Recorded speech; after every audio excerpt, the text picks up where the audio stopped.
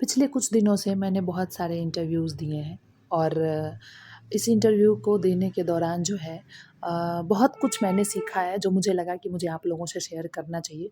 क्योंकि जो भी ऐसे एस्पायरेंट्स हैं जो अभी अपने जॉब के लिए कंटिन्यूअसली इंटरव्यू देते रहते हैं या फिर जो अभी इंटरव्यू देने वाले हैं कोई कोर्स को ख़त्म करके, तो स्पेशली यहाँ मैं टीचिंग प्रोफेशन के बारे में बात करूँगी। किसी अदर इंटरव्यू वाले जो है स्किप कर सकते हैं इस वीडियो को। लेकिन मैं सिर्फ़ इतना कहना चाहती हूँ कि इंटरव्यू जो है वो हर एक सेक्टर का मतलब जो कुछ प्रोसीजर होता है वो सेम ही होता है। लाइक इंट्रोड्यूस योरसेल्फ, कम्युनिकेशन, ये तो सेम ही होता है ना। भले नॉलेज एंड एरियाज़ का क्वेश्चन जो होगा वो डिफ़र कर सकता है, ठीक है। तो बहुत सारे इंटरव्यू मैंने दिए हैं, बट 2 जो मेजर इंस्टीट्यूट में मैंने इंटरव्यू दिया, पहला वो था आरआई जो रीजनल इंस्टीट्यूट है एनसीईआरटी का, जो मैसूर में है उसमें। और दूसरा सावित्रीबाई फुले इंस्टीट्यूट जो बैंगलोर एलहंका में है, ठीक है। ये भी गवर्नमेंट इंस्टीट्यूट है। तो इस 2 मेजर गवर्नमेंट इंस्टीट्यूट के बारे में मैं बात करूँगी कि मेरा क्या एक्सपीरियंस रहा है। तो चलिए वीडियो में आगे बढ़ते हैं। Hello everyone, welcome back to my YouTube channel dream comes true. I hope कि आप सब बहुत अच्छे होंगे और मैं जो है वीडियो स्टार्टिंग करूँगी आरआई मैसूर से। तो सबसे पहले इसके बारे में बात करते हैं।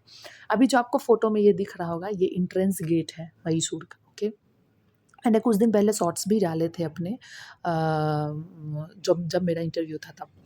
तो पहली बात तो ये कि जब हम कोई नई चीज़ को एक्सपीरियंस करने जाते हैं तो हमारे पास एक्साइटमेंट भी होता है, थोड़ा नर्वसनेस भी होता है। बट मैं अपनी बात बोलूँ तो मैं बहुत एक्साइटेड थी, बिकॉज़ आरआई में पढ़ना और आरआई में कोई अपॉर्च्युनिटी मिलना, it's like oh my god! मेरे लिए तो ओह माय गॉड ही था, because I am very, very, very excited to do that. So मैं कुछ इस तरीके से गई थी, आपको फ़ोटो में दिख रहा होगा एकदम साड़ी-वाड़ी डाल के। क्योंकि अगर आप टीचिंग प्रोफ़ेशन से बिलॉन्ग करते हैं, तो टीचिंग प्रोफ़ेशन से क्या, मुझे लगता है कि अगर आप कोई भी इंटरव्यू देने जा रहे हैं, अगर आप साड़ी पहनते हैं, that is very good thing, मुझे ऐसा लगता है। तो येस, मैं साड़ी पहन के गई थी और चूँकि मैं टीचिंग प्रोफ़ेशन से बिलॉन्ग करती हूँ, तो I love to wear sari. तो ये था। तो सबसे पहले जब मैं गई, देन मेरा डॉक्यूमेंट वेरिफ़िकेशन हुआ और जो भी डॉक्यूमेंट्स रिक्वायर्ड था वो सारा मैंने दिया। देन वो वेरिफ़िकेशन होने के बाद कुछ देर मैंने बाहर वेट किया, फिर मेरा नंबर आया इंटरव्यू का। तो ओवरऑल इंटरव्यू के बारे में सिर्फ़ और सिर्फ़ इतना ही बोलना चाहती हूँ कि क्या होता है ना कि हर बार आपका थ्योरेटिकल नॉलेज जो है वो वर्क नहीं करता, ठीक है? तो इसलिए ज़्यादा थ्योरेटिकल नॉलेज के पीछे मत भागिए, बेटर होगा। अगर आप पर्सनली आप अगर कोई इंटरव्यू देने जा रहे हो तो बुक्स पढ़ने से, टॉपिक कवर करने से बेटर है कि आपके पास जो नॉलेज है, जितना आपने पढ़ लिया उतना तो आपने पढ़ लिया। रिटन एग्ज़ाम ऑलरेडी आप दे चुके हैं तो आप उतना पढ़ लिए हैं, आपके पास उतना नॉलेज है।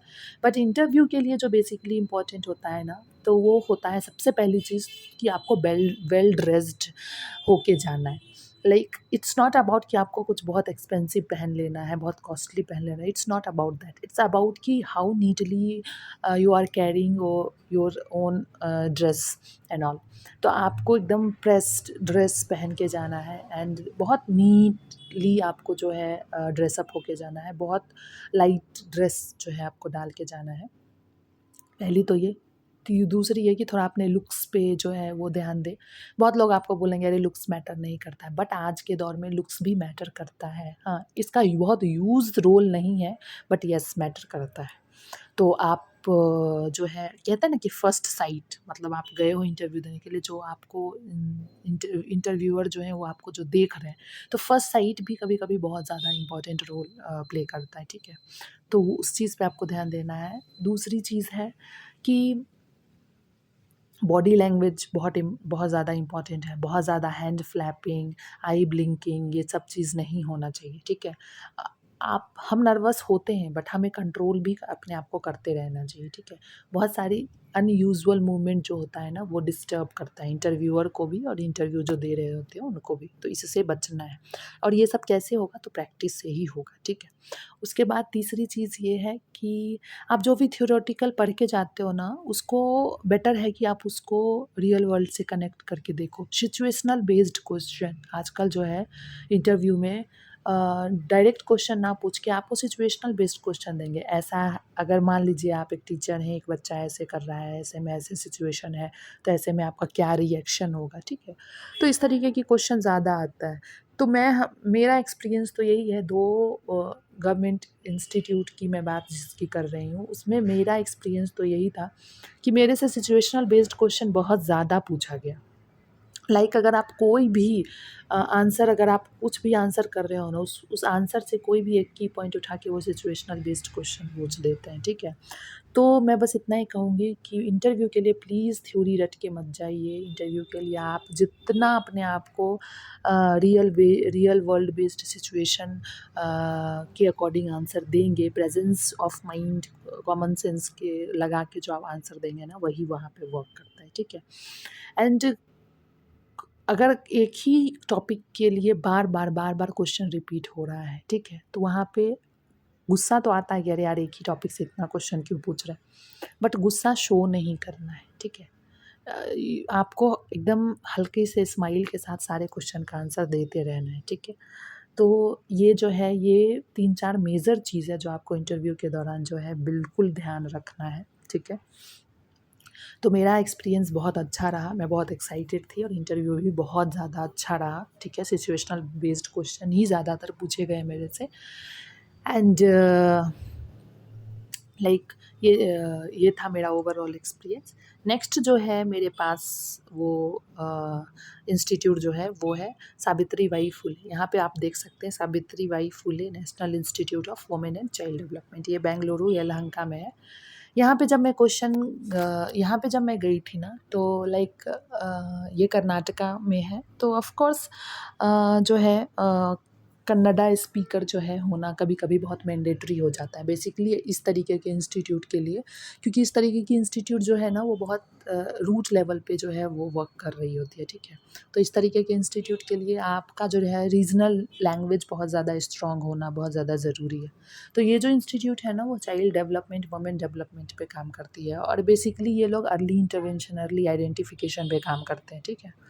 तो पहला तो लैंग्वेज फैक्टर था यहाँ पे, जिसकी वजह से जो है मैं थोड़ा अनकंफर्टेबल थी, क्योंकि of course I don't know Kannada. तो मेरे लिए थोड़ा जो है वो थोड़ा मतलब परेशान मैं हो गई थी। लेकिन जो इनका डिमांड था वो बिल्कुल लॉजिकल था, क्योंकि अगर आप रूट लेवल पे काम कर रहे हो, आप अपने मन में सोचो, अगर आप किसी कर्नाटका में आप किसी वहाँ के लोकल से बात कर रहे हो, तो of course you have to talk in Kannada. तो कम्युनिकेशन अगर स्ट्रॉन्ग नहीं रहेगा तो कोई भी काम आप कैसे कर पाओगे? तो ये मेजर चीज़ था यहाँ पे। एंड दूसरी चीज़ ये थी कि यहाँ के इंटरव्यू में मैंने ये देखा कि डज़न्ट मैटर कि आप कहाँ से भी हैं, ठीक है?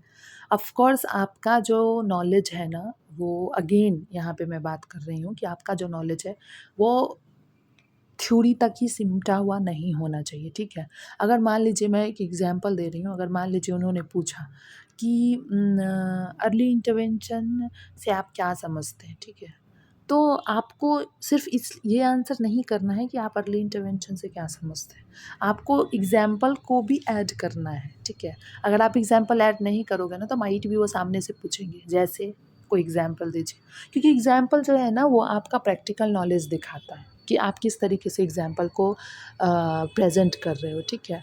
और तो हर एक इंटरव्यू में, जब जो अभी तक मेरा रहा है एक्सपीरियंस, मैं आपको यही बोलूँगी कि हर एक इंटरव्यू में वो उनको उनको इस बात से कोई फ़र्क नहीं पड़ता है कि आपको इसका डेफ़िनिशन पता है कि नहीं, आपको इसके टाइप्स पता है कि नहीं, आपको इसके क्लासिफ़िकेशंस पता है नहीं, कि प्रिंसिपल्स पता है कि नहीं, वो उससे उनको फ़र्क नहीं पड़ता है।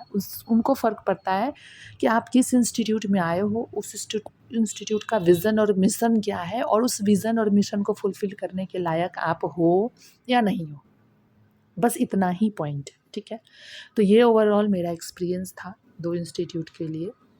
आई होप कि इस वीडियो के थ्रू मैं आप लोगों तक कुछ थोड़ा बहुत भी ज़रूरत का चीज़ जो है, ज़रूरत का जो बात है, पॉइंट्स हैं, जो तो रख पाई हूँ, और उम्मीद करती हूँ कि ये वीडियो आप लोगों के लिए हेल्पफुल होगा। कोई भी क्वेरी हो तो आप कमेंट सेक्शन में कमेंट कर सकते हैं। आपके कमेंट का आंसर देने का मैं कोशिश करूँगी।